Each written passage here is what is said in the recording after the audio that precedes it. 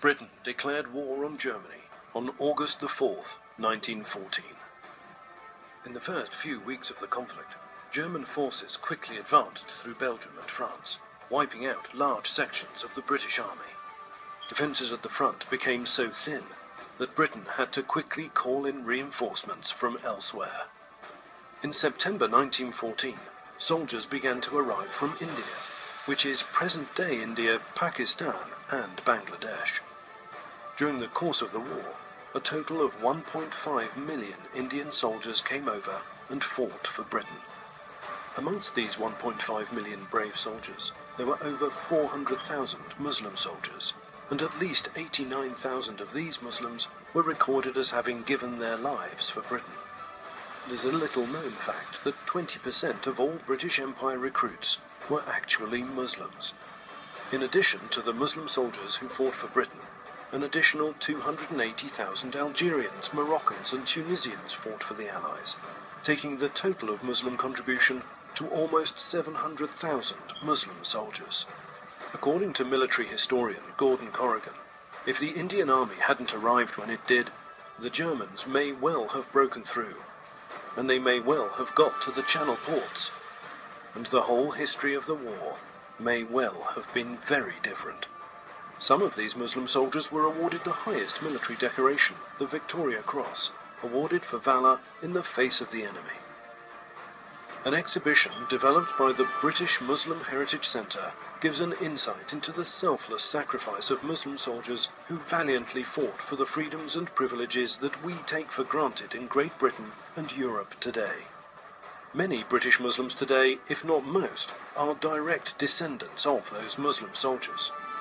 At a time when the Muslim community is continually in the media spotlight, with some of our society calling into question their loyalty to British values and to the British way of life, we hope that this initiative will go a long way to finding common ground.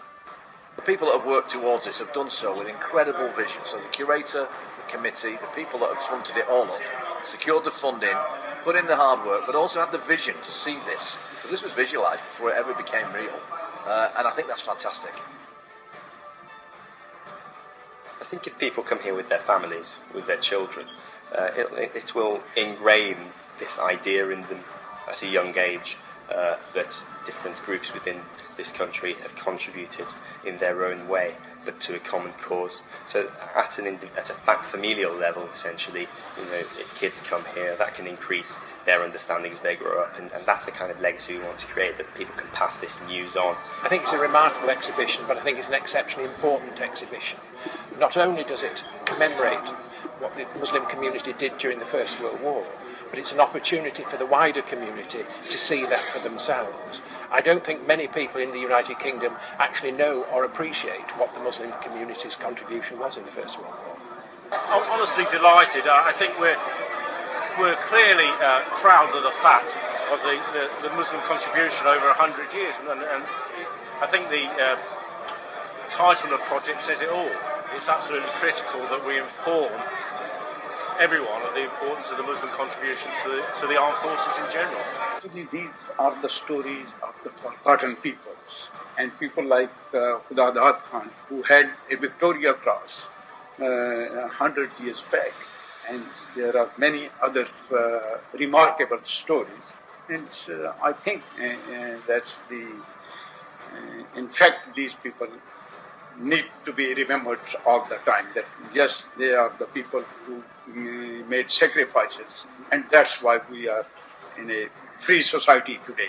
Complete with a virtual library, lesson plans and a toolkit for schools, this exhibition is the first long-term exhibition of its kind.